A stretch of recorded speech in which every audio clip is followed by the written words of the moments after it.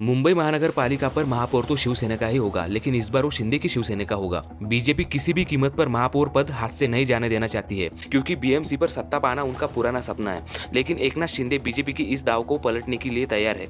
उन्होंने अपने नगर सेवकों को होटल में शिफ्ट कर दिया है और होटल पॉलिटिक्स शुरू हो गई है। चलिए इसे समझते हैं। बीजेपी ने 89 सीटें लाई है और शिंदे ने 29 सीटें लाई है। बीजेपी और शिंदे गठबंधन के पास बहुमत से केवल 4 सीटें ज्यादा है।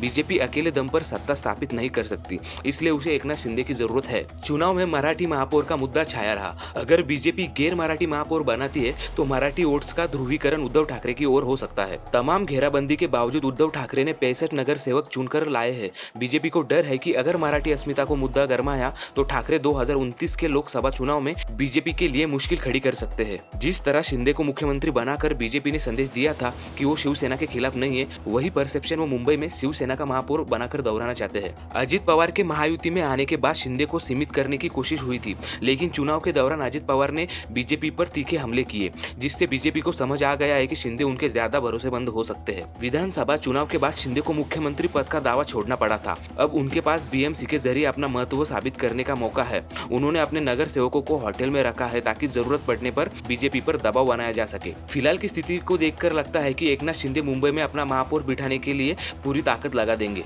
क्या शिंदे का एक गेम प्लान काम करेगा? क्या बीजेपी अपना महापौर बनाएगी या शिंदे के आगे झुक जाएगी? अपनी राय कमेंट्स में बताएं और ऐसे पॉलिटिकल अपडेट्स के लिए फॉलो और सब्सक्राइब करें द ग्लोकल वर्स।